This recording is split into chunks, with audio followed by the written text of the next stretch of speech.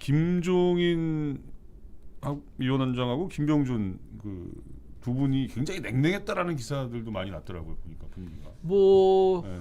실제로 냉랭했어요. 그 네. 뭐 이렇게 화면을 보면 두 사람이 전혀 눈길을 마주치지 않아요. 만약에 제가 총괄 선대위원장이고 네네네.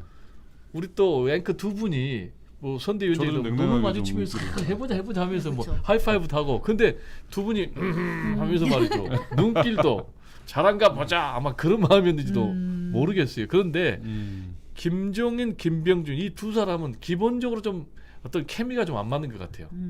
개인적인 좀 관계도 안 좋아요. 뭐냐면은 김병준 위원장 같은 경우 김정인 위원장을 향해서 뭐 뇌물 먹고 감옥 간 사람 이렇게 그렇죠. 상당히 해서는 안 될 말을 하니까 이런 하루 같은 말을 할 수가 있나라고 또 김종인 이제 위원장이 경로했고 그리고 두 사람이 상당히 정책에는 내가 대한민국 최고다라는 그런 자부심이 있어요. 네. 물론 이제 김종인 총괄 선대위원장 같은 경우는 뭐 경제 문제 등등 해가지고 좌우를 넘나들면서 정권을 사실상 창출했던 그런 전력이 있고 그런데 김병준 위원장 같은 경우도 정책통으로 좀 유명해요. 실제로 네. 이제 그렇죠. 노무현 정부에서 청와대 정책실장을 했단 했죠. 말이에요. 네네네.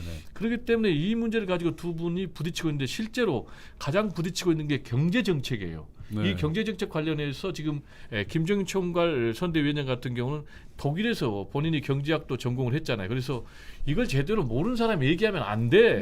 라면서 사실상 김병준 위원장을 겨냥하는 그런 발언을 했는데 두 사람이 극명하게 이 경제 정책과 관련해서 차이점이 있는 게 김종인 총괄 선대위원장 같은 경우는 큰 정부론을 지향을 합니다. 네네. 구체적으로 얘기하면 지금 코로나19와 같은 양극화, 불평등이 심각한 이런 상황에서는 정부가 적극적으로 개입을 해야 된다.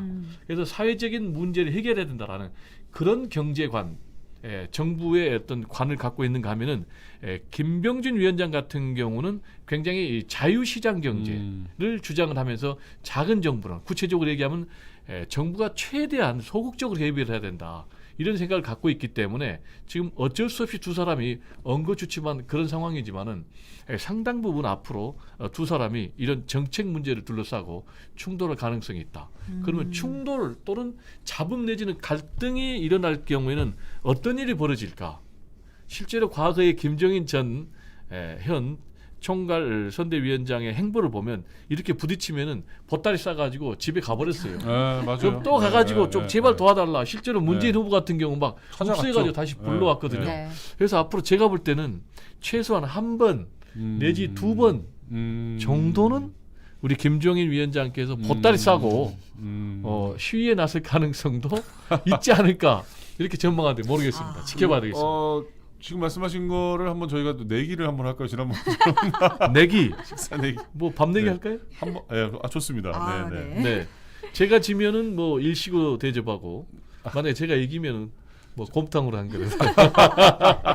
알겠습니다. 네.